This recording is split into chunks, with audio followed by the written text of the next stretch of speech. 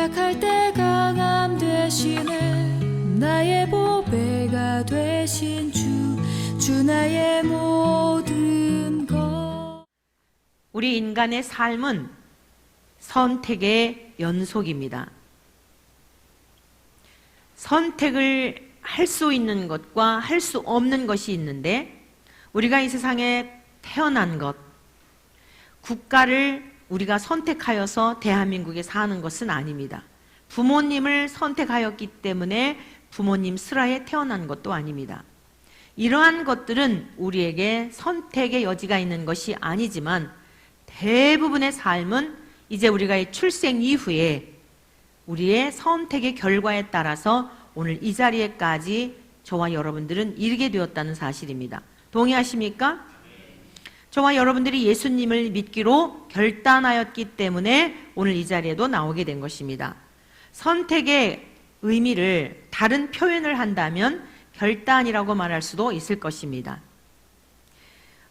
요한복음 1장 9절 이하에 이러한 말씀이 있습니다. 참빛, 곧 세상에 와서 각 사람에게 비추는 빛이 있었나니 그가 세상에 계셨으며 세상은 그로 말미암아 지은 바 되었으되 세상이 그를 알지 못하였고 자기 땅에 오매 자기 백성이 영접지 아니하였으나 영접하는 자 곧 그 이름을 믿는 자들에게는 하나님의 자녀가 되는 권세를 주셨으니. 사랑하는 성도 여러분, 참 빛으로 죄 가운데 있는 이 세상에 하나님의 아들 예수님이 오셨다는 것입니다.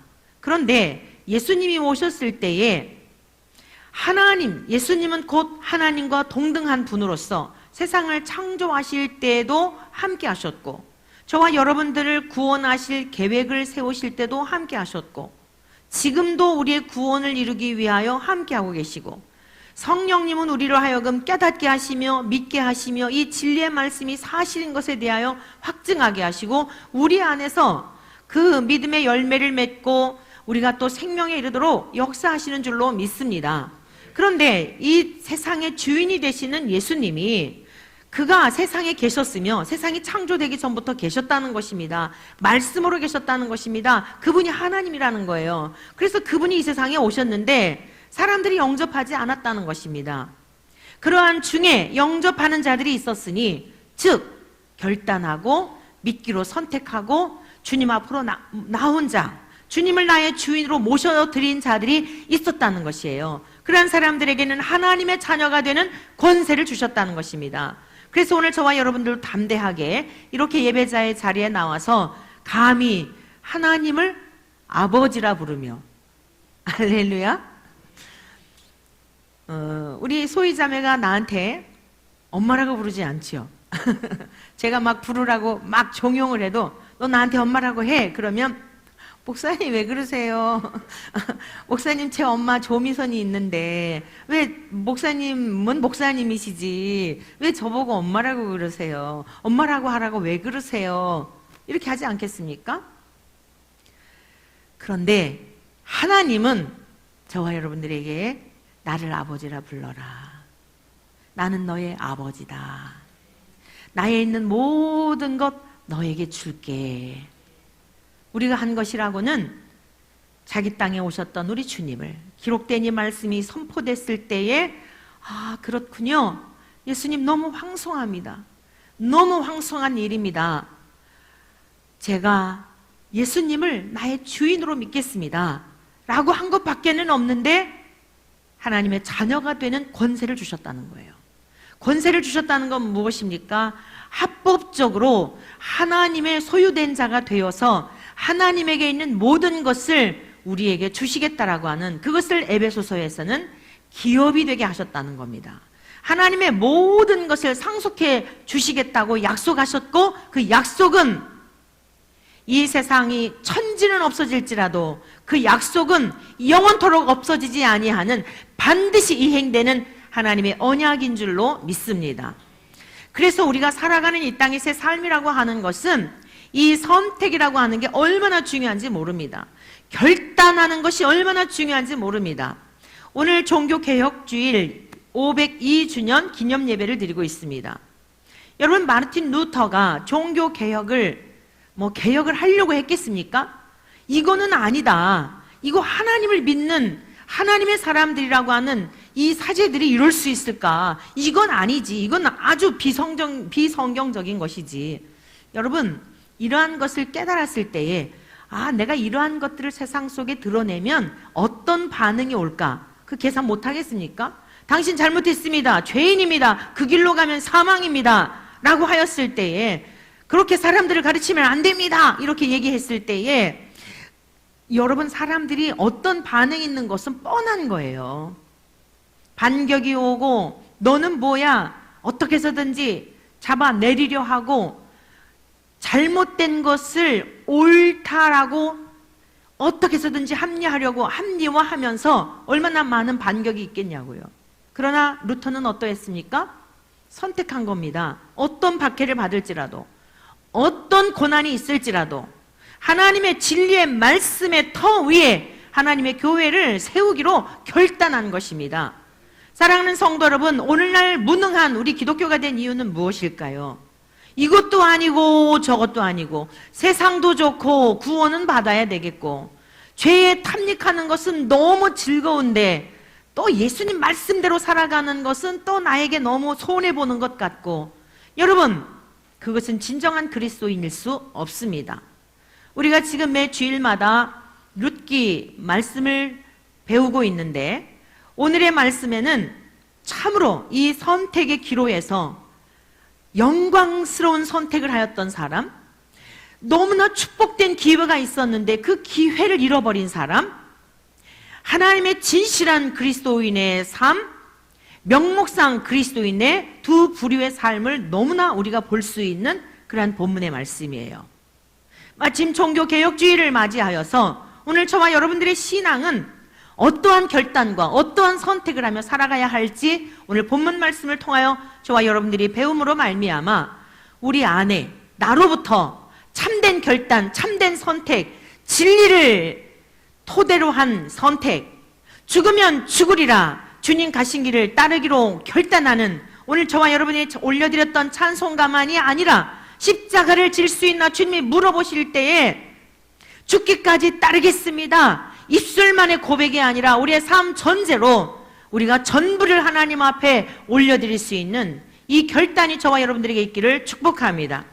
오늘 본문 말씀 같이 한번 보시도록 하겠습니다. 룻기 4장 1절에서 6절까지의 내용은 어떠한 내용의 말씀인가 하면, 이제 보아스가 룻이라고 하는 이 여인을 자기 친족 중에 룻, 즉 엘리멜렉의 보아스와의 가족 관계에 있어서 친족 관계에 있었기 때문에 신명기에 있는 말씀과 같이 이 보아스라는 사람은 나오미 엘리멜렉의 소유였던 이 소유를 살 뿐만 아니라 홀로 된 이 여인을 아내로 맞이하여서 그 기업을 계속 이어가야 할 이러한 의무가 있는 것에 대한 것을 알게 되었습니다. 그래서 이 일을 하나님의 언약을 따라서 신명기 25장에 나와 있는 이 말씀과 같이 기업 물을 자의 의무를 이행하여야겠는데, 여러분 잘 명심하셔야 합니다.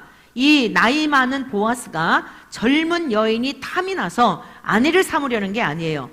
철저하게 하나님 말씀을 중심하여 하나님의 계명을 따라서 행하는 일입니다. 믿으십니까?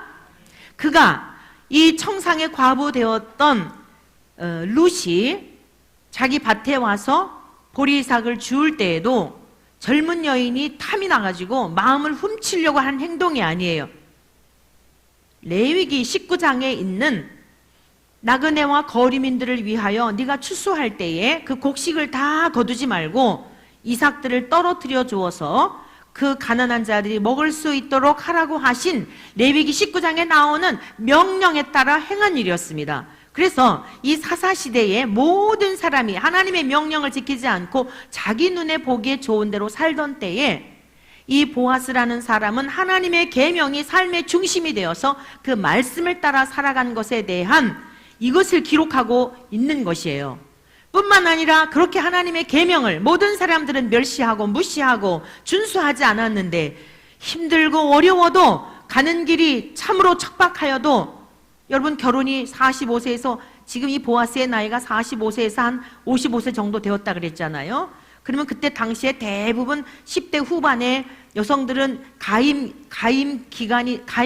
즉 임신할 수 있는 그런 연령이 되면 결혼할 수 있어요. 그러니까 대부분 10대 중반 후반에 남녀 간의 결혼이 이루어진단 말입니다. 그런데 이 45세에서 55세 정도 될 때까지 결혼을 못했다고 한다면 얼마나 장구한 세월 동안 나름대로 마음에 여러 가지 어려움이 있었겠습니까?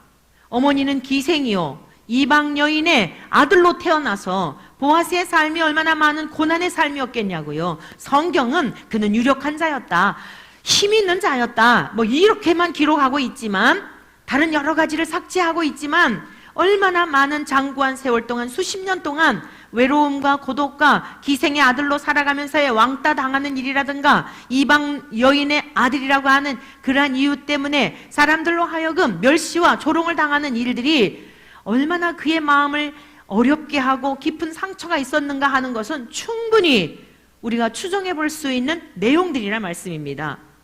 그럼에도 불구하고 하나님의 말씀이 삶의 중심이 되어서 하나님, 남들이 어떠하든지 하나님의 말씀을 준행하며 살았다는 것이에요. 사랑하는 성도 여러분, 주의 계명을 지키는 자에게는 천대까지 하나님께서 복을 주시겠다 약속하신 것을 여러분 믿으시기를 축원합니다. 남들 많은 사람들이 가는 넓은 길로 갈 것이 아니라, 여러분 혼자 간다 할지라도 혼자가 아니요, 우리 주님이 우리와 함께 하시고 성령님으로 함께 하시고 하나님 아버지 보호하신다는 믿음 안에, 사랑하는 성도 여러분, 주께서 명하신 말씀대로 넓은 길로 가지 말라. 멸망으로 인도하는 분은 길이 넓어서 많은 사람이 그 길로 가지만 생명의 길로 가는 사람, 여러분 영원한 영생에 이르는 길이 협착하여서 좁은 문이라고 말씀하고 있습니다. 그래서 찾는 이가 적다고 말씀하고 있어요. 우리는 어떤 길로 가야 하겠습니까?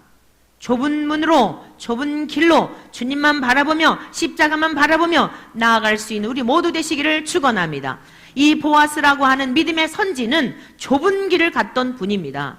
그래서 이 선택의 어떤 상황 속에서도 자기에게 지금 나오미는 당신이 우리 가문의 기업 물을 자입니다 라고 하면서 룻에게 너의 남편으로 이 사람이 자격이 있는 사람이야 그랬으면 눈 싹 씻고, 지금 오랫동안 혼자 있었으니 보아하니 마음도 예쁘고 외모도 젊은 여인의 다른 사람들에게 칭송을 받았던 여인이니까 보아스는 눈 질끔 감고 자기 아내로 취할 수 있었던 거예요. 그럼에도 불구하고 가만히 생각하여 보니 이게 그렇게 간단히 할 일이 아니었습니다. 사랑하는 성도 여러분, 믿음의 여정은 마지막까지, 끝까지 여러분 골인해야 할 줄로 믿습니다. 보아스가 이렇게 생각할 수도 있거든요.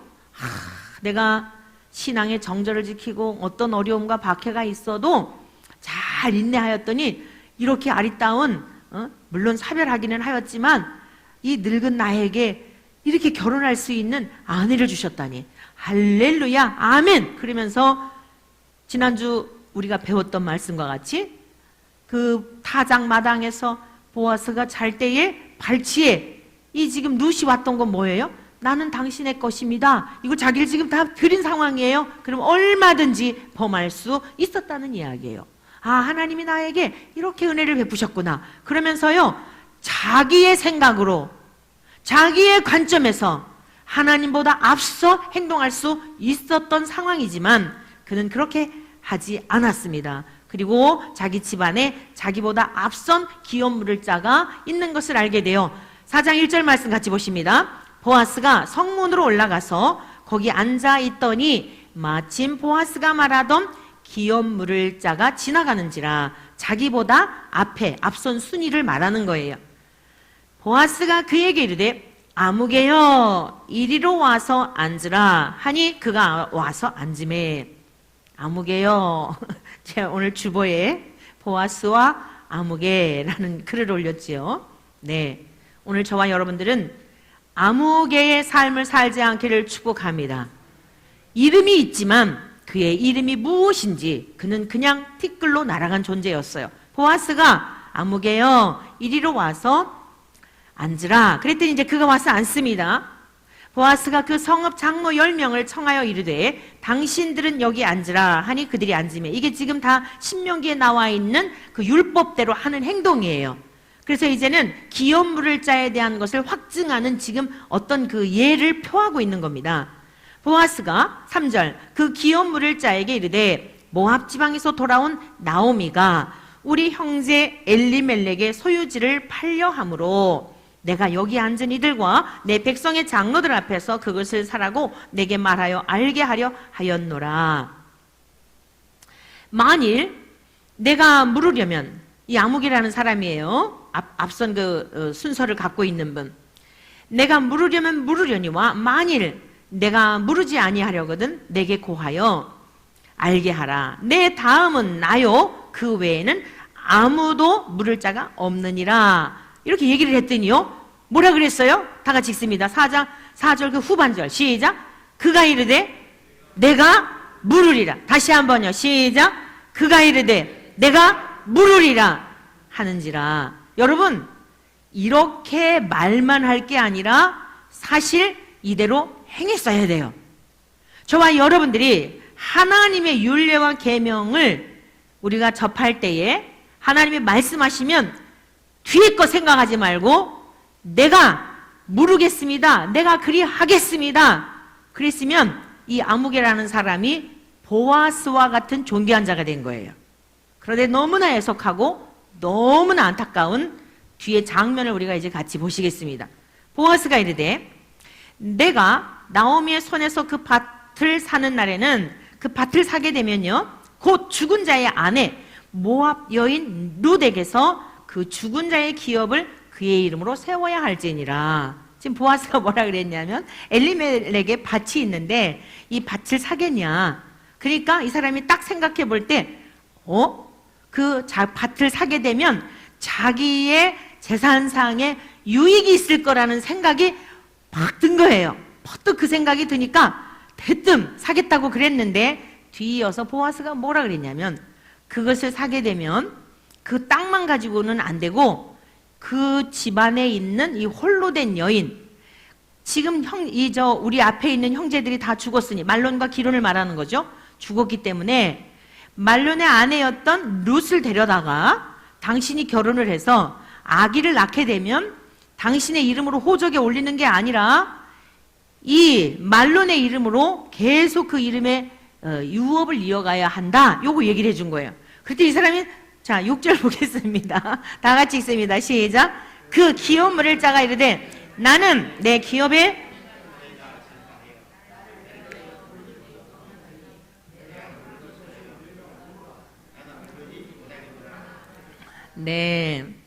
금방 사겠다 그러더니 금방 싫다는 거예요. 아니 나 못하겠다. 왜 못하겠다는 거죠? 왜 못하겠다는 거예요? 내 기업에 소원해가 뭘까? 소원해가 입을 것 같으니 이건 믿지는 장사라는 거예요. 아니 기왕이면은 처녀에다, 이 세상 사람들 흔히 그러죠. 나이가 많아도 막 80 먹은 재벌, 뒤에 이제 수식하는 게 중요해요. 80 먹은 재벌이 30대 모델하고 결혼을 했다. 지금 살아가는 세상도 이러잖아요. 그런데 이 사람도 보니까 상당히 재력이 있는 사람이에요. 그 재산을 다 사겠다고 할 정도면 보아스 못지않게 이 사람도 유력한 사람인 겁니다. 사랑하는 성도 여러분들이요, 오늘 하나님 앞에 저와 여러분들은 정말 두렵고 떨림으로 구원을 이루어야 할 줄로 믿습니다. 오늘은 보아스에 관한 말씀을 많이 들었기 때문에 이 사람은 누구냐면 구원을 받지 못한 사람의 유형이에요. 이 사람은 너무나 좋은 그 축복의 기회가 자기에게 왔는데 이 사람은 그것을 그만 잃어버린 사람의 그런 하나의 모델입니다. 가룟 유다의 길, 가인의 길, 그 길을 다 간 사람들이에요. 이 얼마나 안타깝습니까? 그러면 왜 이렇게 똑같은 상황 속에서 똑같은 어떤 형편에 놓여져서 축복의 기회가 왔는데 이 기회를 잃어버린 이유는 무엇일까? 첫 번째, 이 사람은요, 첫 번째 이 사람은 재물을 사랑한 자였어요. 지금 이것은 저와 여러분들이 구원과 매우 연관된 겁니다. 우리의 이름이 하늘나라 생명록에 기록할 수 있는가 기록되지 못하고 아무개라는 사람으로 세상에서의 이름은 있었지만 부자로서 누릴 건 누렸지만 그냥 날아가 버린 아무개의 삶을 살 수 있는 여러분 이러한 것들이 우리들 속에도 있다는 것을 기억해야 돼요. 함께 예배를 드리고 있지만 어떤 사람은 들림을 받아 하나님 나라에 가고 수십 년 동안 신앙생활을 하고 모태신앙인이고 또는 목회자도 예배가 아닙니다. 하나님 앞에 너무나 놀라운 은총의 기회를 주셨는데 이 사람은 왜 이렇게 안타깝게 보아스가 부른 그냥 아무개요, 그 아무개의 삶으로 남아버렸는지, 왜 남게 되었는지, 재물을 사랑하는 자였다는 사실이에요. 두 번째는 그 이유가 무엇일까요? 우리 한번 이 재물을 사랑하는 것이 얼마나 우리들의 신앙에 걸림이 되고 결국에는 구원에 이르지 못하는지 마가복음 다른 본문 우리가 나누었던 말씀 같이 보시겠습니다. 마가복음 10장에 있는 말씀 보면 여기는요 한 사람이라고 하는 이러한 사람으로 등장해요. 역시 이 사람도 이름이 없어요. 이 병행 구절인 마태복음 19장에도 나오고 누가복음 18장에도 나옵니다. 이 공관복음에 다 등장하는 사람이에요. 근데 마태복음에는 청년으로 나오고요. 오늘 여기는 그냥 한 사람으로 나오고 그 다음에 누가복음 18장에는 한 관리로 나와요. 그러니까 우리가 추정해 볼 수 있는 건 뭐냐면은 아마 부잣집, 마태복음에는 청년으로 나온다니까요. 청년이 무슨 재물이 그렇게 많았을까요? 그러니까 아마 굉장히 좋은 집안에 태어난 사람이 아닐까. 그리고 그 관리. 오늘에 있는 말씀을 보면은요, 좀 더 우리들이 이 사람의 태도에서 좀 우리들의 모습과도 이렇게 좀 비교해 볼 수 있는 부분이어서 오늘 본문을 마가복음에 있는 말씀을 선택했는데, 자, 여기 보십시오. 예수께서 길에 나가실새 한 사람이 이름은 없어요. 달려와서 그랬어요. 달려와서. 굉장히 어떤 긴박감을 느끼고 있지요. 무엇인가 열정적인 모습을 느끼고 있지요. 우리가 하나님을 섬김에 있어서도 이러할 수 있다는 거예요. 그리고는요, 그 다음 보십시오. 꿇어 앉아 묻자오되 그랬어요. 달려와서 화급히 무엇인가 중요한 문제를 가지고 우리 주님에게, 하나님이신 주님 앞에, 육체를 입고 오신 성육신 하신 주님 앞에 꿇어 앉아서, 얼마나 겸손한 모습입니까? 굉장히 뭔가가 참 있어 보이는 모습이잖아요. 신실해 보이는 모습 아닙니까? 그리고 얘 질문을 보십시오. 질문을 뭐라고 질문을 하냐면, 선한 선생님이요, 내가 무엇을 하여야 영생을 얻으리이까? 얼마나 고차원적인 질문입니까? 선생님, 제가 어떻게 하면 좀 권력을 얻을 수 있을까요? 제가 어떻게 하면 좀 세상에서 명예로울 수 있을까요? 이런 거 구한 게 아니에요. 영생에 관한 것을 묻는 것입니다. 아주 화급히 달려와서 무릎을 꿇고 겸손한 듯한 모습으로 주님 앞에 고차원적인 질문, 우리 주님이 너무 기뻐하시는 그 관점. 요한복음 6장 38절에서 40절까지 주께서 말씀하시기를, 내가 이 땅에 온 것은 내 뜻을 행하려 온 것이 아니라 아버지의 뜻을 행하러 왔다. 아들을 보고 믿는 자들에게 영생을 얻게 하는 것이고 마지막 날에 내가 그들을 다시 살리는 거다. 주님이 이 땅에 오신 목적이 뭐예요? 우리가 예수님을 믿는 목적이 뭐예요? 영생이라고요. 그러니까 우리 주님이요, 이 질문하는 거에 너무 감동이 되셨을 것 같아요. 세상 사람들은 어떻게 하면 잘 먹고 잘 살까? 어떻게 하면 명예를 얻을까? 어떻게 하면 권력을 얻을까? 전부 땅의 것에 관한 관심인데, 이 사람은 우리 주님이 이 세상에 오신 목적에 대한 핵심적인 질문을 한 거예요. 어떻게 하여야 영생을 얻으리까? 그런데 여기서 이 사람이 무엇인가? 우리 주님의 마음을 그 질문에 대한 핵심적인 내용은 잘 알고 있었지만 태도에 대한 걸 볼 수 있어요. 예수님에 대하여서 어떤 이해를 갖고 있었냐면 영생을 주실 수 있는 분으로 생각한 것이 아니에요. 그래서 선한 선생님이요, 이렇게 말하고 있어요. 사랑하는 성도 여러분, 이 세상에는 수많은 종교가 있습니다. 그런데 그 수많은 종교를 통하여서는 영생을 얻을 수 없습니다. 동의하십니까? 오직 우리 주 예수 그리스도를 통하여서만, 오직 예수님을 믿음으로써만 성경에 기록된 말씀을 통하여 우리 주님에 대한 그 기록된 말씀이 실제가 되신 예수님을 통하여서만 구원을 얻게 되는 줄로 믿습니다. 그런데 이 사람은 선한 선생으로 안 거예요. 이 세상에 선한 선생은 얼마든지 많을 수 있습니다. 예수님을 4대 성자라고까지 하지 않습니까?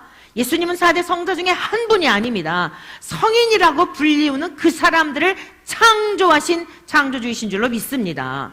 다만 육체를 입고 오셨기 때문에 사람들이 그렇게 예수님을 멸시하고, 죄인의 모습으로 오셨던 주님을 겸손하여 오셨던 것인데 그 주님을 알아보지 못하고 얼마나 주님을 모욕하고 조롱하고 결국에는 십자가에 달려 돌아가시도록 그 기가 막힌 악행을 행하였는지, 저와 여러분들은 이제 다시는 우리의 불신앙과 불순종으로 말미암아 우리 주 예수님을 십자가에 못 박는 일을 행하여서는 안 될 줄로 믿습니다.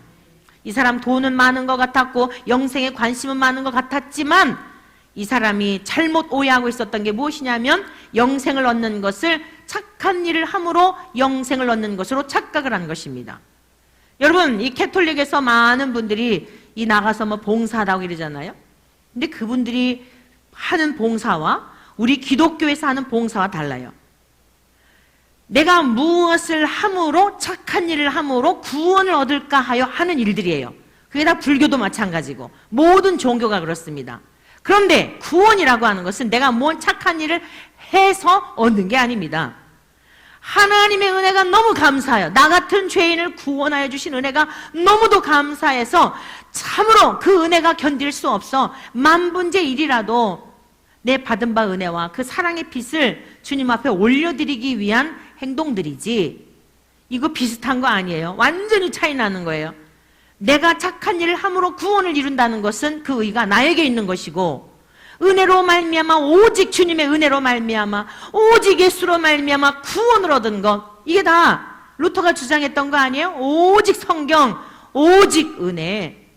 하나님께서 오직 은혜로서 우리에게 주시는 그 선물, 황송한 마음으로 받을 것이지, 여러분 우리가 뭐 달라고 해서 되는 것도 아닙니다. 기독교의 복음은 값싼 종교가 아니에요. 오늘날 너무 안타까운 것은 기독교의 복음이 값싼 종교가 돼버렸어요. 그래서 교회 오면은 선물이나 주고, 교회 전도하면은 해외여행 보내주고, 교회 자릿수 채우는 것을 목적이 되어서 말로는 영혼 구원, 말로는 영생, 말로는 예수, 십자가 얘기 다 하지만 그 마음의 속은 노략질하는 이리와 같아서 어떻게 해서든지 자릿수를 많이 채워가지고, 사람의 수가 많으면 경제적인 여력이 얼마나 많아집니까? 이게 지금 전부 사이비 집단들, 신천지며 하나님의 교회며 온갖 것들이 여러분 그리하고 있는 거 아니겠어요? 사랑하는 성도 여러분들이여, 속지 마시기를 바랍니다. 우리가 무엇을 하여야 영생을 얻는 게 아니라 오직 하나님이 값없이 거저 주시는 은혜로서 구원을 받게 되는 줄로 믿습니다. 그런데 이 사람은 그저 열정적이고 태도도 겸손한 듯 했지만 예수님에 대하여 철저하게 오해하였고, 세상에 스쳐 지나가는 착한 사람 중에 한 사람으로 보았다는 것입니다. 그리고 영생이란 무엇을 해야 얻는 것으로 이렇게 착각하였던 것입니다. 주님께서는 그 속내를 너무도 잘 알지요. 18절 말씀입니다. 우리 다 같이 한번 보시겠습니다. 예수께서 이르시되 내가 어찌하여 나를 선하다 일컫느냐? 하나님 한 분 외에는 선한 이가 없느니라. 우리 예수님도 선한 분인 줄로 믿습니다. 그런데 이 사람의 오해, 예수님에 대하여서요, 지금 전혀 예수님에 대한 오해하고 있는 거예요. 그래서 오직 하나님 한 분 외에는 선한 이가 없다. 그 관점에서 예수님도 선하신 거거든요. 근데 그냥 육체만 입고 온 분으로 알기 때문에 주님 이렇게 말씀하신 거예요. 그 다음에 보세요.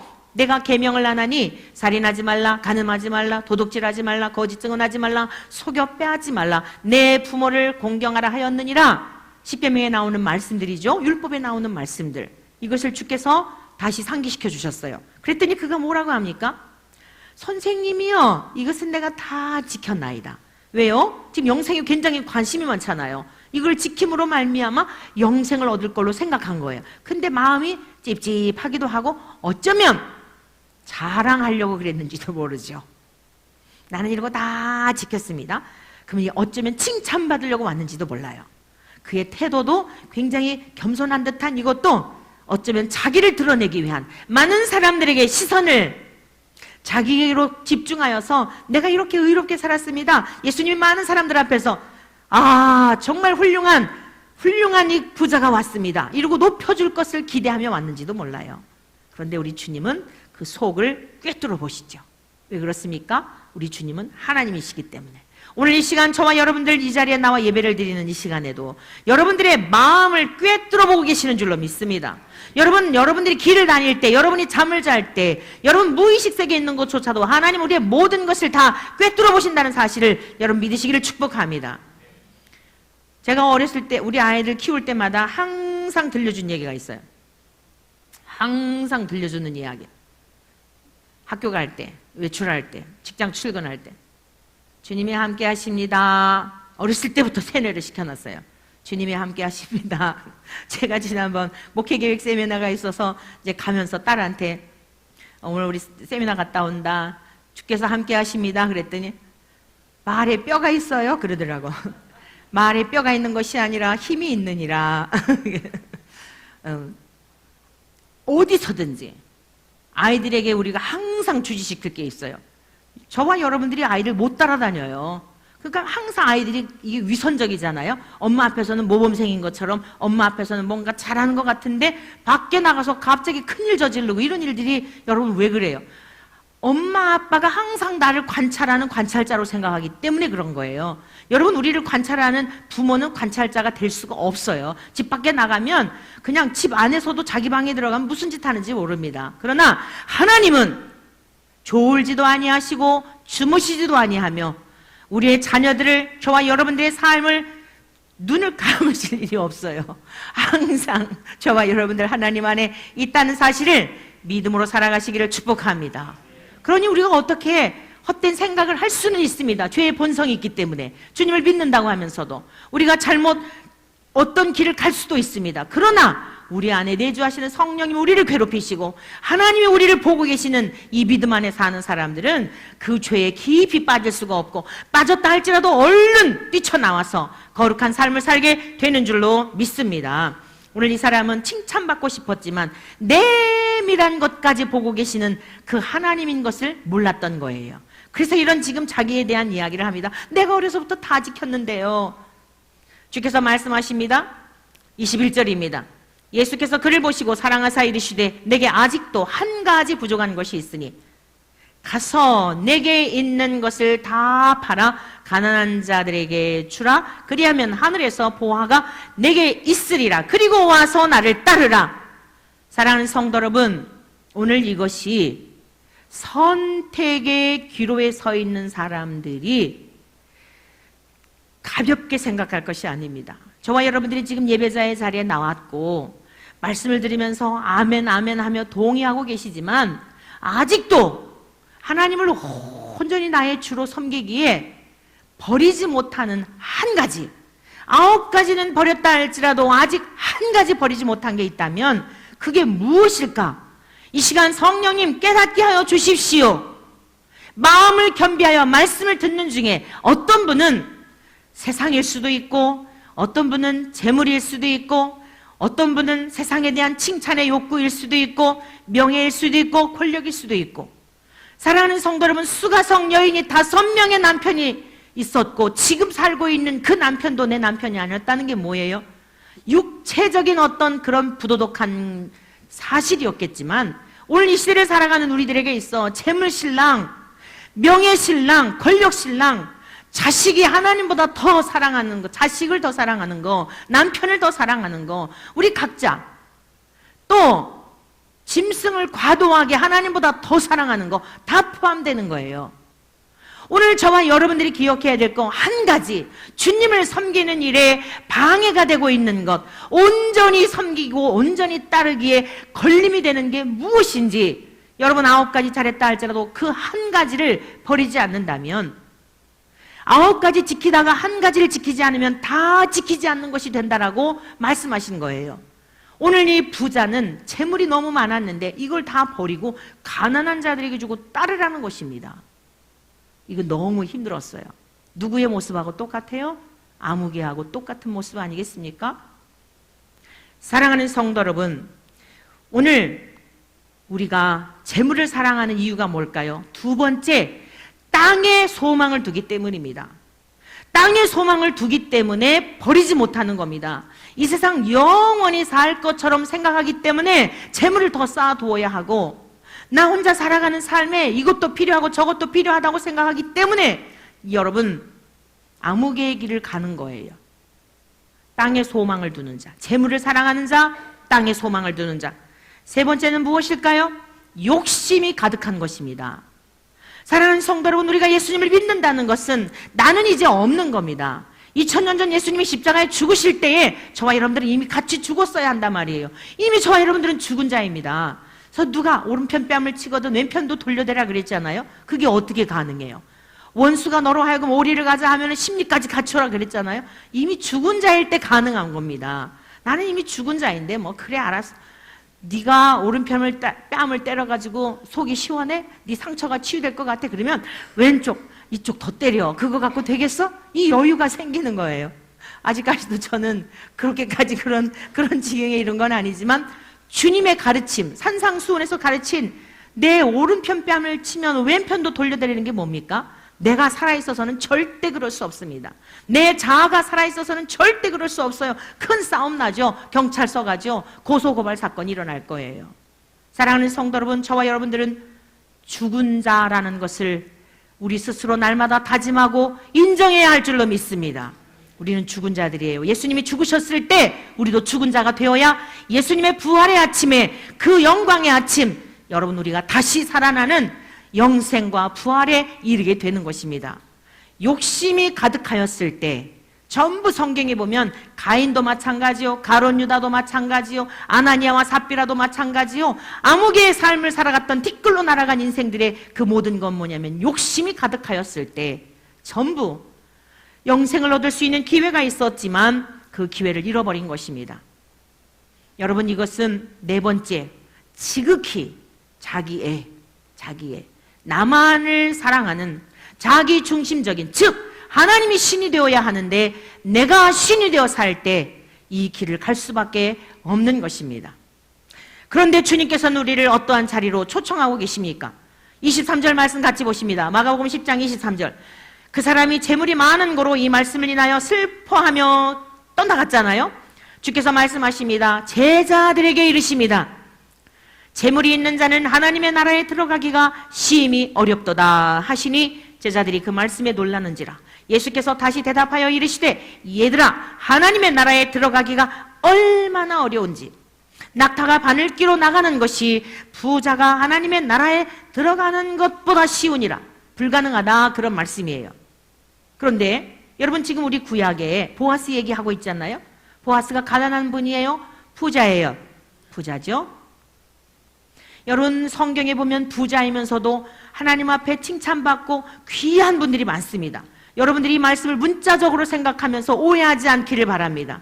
바르실레라는 분도 그러하고, 여러분, 성경에 나오는 많은 분들이, 이 신약에서는 아리마대 사람 요셉도 그러했고, 나중에 니고데모도 회개하고 거듭난 이후에 주님의 그 무덤을 준비하고, 여러분 성경에 보면은 구약이나 신약이나 가난한 사람만 예수를 믿는다? 착각하시면 안 돼요. 보아스 대표적인 예 아닙니까? 부유하면서도 하나님의 계명을 지키고 나는 죽고 우리 주님을 위하여 살았더니 우리 주님의 조상의 이름에 오르게 되고 믿음의 선진으로서 성경이 길이 그 이름이 기록되고 있지 않습니까? 오늘 주님이 말씀하신 거, 얘들아, 부자가 천국에 들어가기가 얼마나 힘든지 알아? 그러니까 여러분들이 세상에서 남들을 정죄하고, 보니까 저 사람들은 부자니까 다 지옥에 갈 사람이, 이거 우리가 잘못 오해하여서는 안 된다는 말씀이에요. 같이 계속 보십니다. 26절. 제자들이 매우 놀라 서로 말하되 그런즉 누가 구원을 얻을 수 있습니까? 하고 묻습니다. 27절. 예수께서 그들을 보시며 이르시되 사람으로는 할 수 없으되 하나님으로는 그렇지 아니하니 하나님으로서는 다 하실 수 있느니라. 아멘. 사랑하는 성도 여러분, 제가 서론에 요한복음 1장 9절 이하의 말씀을 들려드렸지 않습니까? 영접하는 자, 곧 그 이름을 믿는 자들에게는 하나님의 자녀가 되는 권세를 주셨다고 하였는데, 이 권세는 혈통으로나 육정으로나 사람의 뜻으로 나지 아니하고 오직 하나님께로부터 난 자들이니라 그랬습니다. 하나님께서 선물로 주실 때에 우리가 하나님의 자녀가 되는 권세를 얻는다는 거예요. 오늘 말씀도 마찬가지입니다. 그러면 도대체 부자들은 천국에 못 가는데 누가 천국에 들어갈 수 있죠? 사람으로서는 할 수 없지만 하나님이 하신다는 것입니다. 그럼 오늘 저와 여러분들이 가져야 될 믿음의 태도는 뭘까요? 마음을 겸비하여 나는 아무것도 없습니다. 나는 이미 죽은 자입니다. 보아스가 어떻게 이 룻이라고 하는 여인을 아내로 맞이할 때 손해볼 것, 다른 그 아무개라는 사람은 그걸 인하여 포기했는데 보아스라는 사람은 그것을 감수 않을 수 있었을까요? 보아스의 인생의 여정, 극심한 고난의 시간들을 경험해온 것, 기생의 아들로, 이방인의 아들로 하나님 앞에 구원받을 자격이 없다라고 하는 것을 여러분 그 마음속 어려서부터 훈련된 것이 아니었을까요? 라합이라는 여인이 너무도 하나님을 섬기고 싶어 여리고에 다 지금 망하게 될 때에 정탐꾼들이 왔을 때에 애굽에서 일어났던 그 사건에 대한 소식을 듣고 상처나지 하나님 같은 분이 없다. 그리고서는 라합이라는 여인이 하나님을 섬기기로 결단을 하여 이 땅이 멸망할 때 나와 내 가족과 내 친족들을 구원해 주세요 하고 사정했지요. 여러분 이게 겸손한 겁니다. 이게 심령이 가난한 겁니다. 심령이 가난하다는 건 바로 이런 겁니다.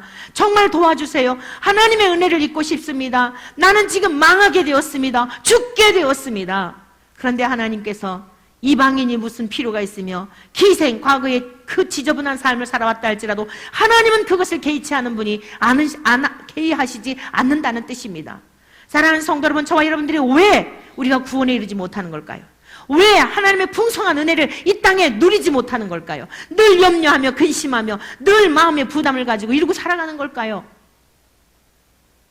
내 영혼의 실상을 보지 못하기 때문에 그런 것 아닐까요? 따뜻한 집이 있고 그렇게 하나님 앞에 애걸복걸해야 할 그런 상황이 아니라라고 하여 그런 거 아닐까요? 오늘 저와 여러분들의 형편이 그런 형편이 아닐지라도 이 시간 성령님께서 우리의 영혼의 실상을 조명하여 주셔서 사람으로서는 할 수 없다 하셨으니 하나님으로서는 하실 수 있다 하셨으니 성령님이 오늘 우리들의 영혼의 실상을 바라보게 하셔서 얼마나 부패한 본성을 가지고 있는지, 얼마나 하나님 앞에 악한 인생인지, 하나님의 은혜가 아니면 여리고성이 멸망당할 때 다 죽을 수밖에 없는 그 절박, 실제적인 절박함 앞에 라합이 가졌던 그 마음이 어떠했겠냐 말이에요. 망했구나, 죽었구나, 다 몰살당하게 되었구나. 오늘 저와 여러분들이 이 땅에 전쟁이 일어나서 막 그런 지경이 되어야 여러분 그런 마음을 갖는다는 것은 불행입니다. 평안할 때, 안전할 때, 신앙생활 마음껏 할 수 있는 이때에 늘 마음을 겸비하여 하나님 은혜를 부어주십시오. 하나님, 주님밖에는 나의 소망이 없습니다. 주님이 아니면 살아갈 수 없습니다. 어찌 내 의를 내보일 게 무엇이 있겠습니까? 지나온 날의 삶을 돌아봐도 내가 증인인데 얼마나 죄악으로 가득 찼는지, 욕심으로 가득 찼는지, 재물을 사랑하는지, 땅에 소망을 두고 살아가는지, 내가 신이 되어 살았는지, 말로는 목사라고 하고 말로는 내 입술로는 주님을 사랑한다 하고 장로라고 하고 권사라 하고 내가 열심히 특심하여 하나님 앞에 헌신하였다고 하지만 주님, 내 속에 얼마나 오물들이 가득 차 있는지 은혜가 아니면 살 수 없습니다. 은혜가 아니면 살 수 없습니다. 하나님께로서만 가능하다 하셨으니 오늘 그 은혜를 구하는 저와 여러분들이 되시기를 축복합니다. 그리할 때 하나님께서 우리에게 어떠한 복을 주셨을까요? 결론적으로 말씀을 같이 보시고 함께 기도하기를 바랍니다. 28절입니다. 베드로가 주님께 질문을 했습니다. 우리가 모든 것을 버리고 주를 따랐습니다. 그랬더니 주께서 말씀하십니다. 내가 진실로 너희에게 이르노니 나와 복음을 위하여 집이나 형제나 자매나 어머니나 아버지나 자식이나 전토를 벌인 자는 현세에 있어 집과 형제와 자매와 어머니와 자식과 전토를 100배나 받되 박해를 겸하여 받고 내세 영생을 받지 못할 자가 없느니라. 그러나 먼저 된 자로서 나중되고 나중된 자로서 먼저 될 자가 많으니라. 사랑하는 성도 여러분, 오늘 신약에 우리 주님이 하신 말씀이지만 보아스의 삶이 이 복을 받은 것입니다.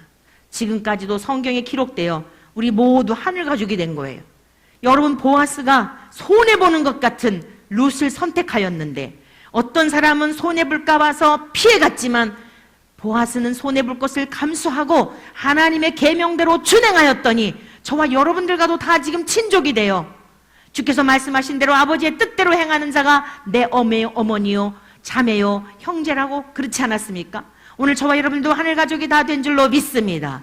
사랑하는 성도 여러분, 오늘 이 종교개혁주의를 맞이해서 큰 행사나 이런 것을 하나님 원하지 않아요. 우리 안에 부패한 심령 철저하게 성령님께서 조명하여 주셔서 주님 아니면 살 수 없습니다. 은혜로서 모든 것이 가능합니다. 오직 주님의 은혜밖에 없음을 고백하오니 성령님이시여 나를 보게 하여 주시어서 좁은 길일지라도 십자가의 길일지라도 남들이 가지 않는다고 다 버릴지라도 그 아무개의 삶을 가지 말고 주님이 우리에게 주신 이 복된 예수 이름을 위하여 예수님의 이름을 위하여 살아갈 수 있는 우리 모두가 되게 도와주시옵소서. 우리 모두의 간절한 소망이 될 때 이 시간 하나님께서 그 귀한 소원을 들으시고 복 내려주실 줄로 믿습니다. 우리 다 함께 말씀을 기억하며 기도할 수 있기를 바랍니다. 약할 때 강함 되시는 나의 보배가 되신 주 나의 모든 것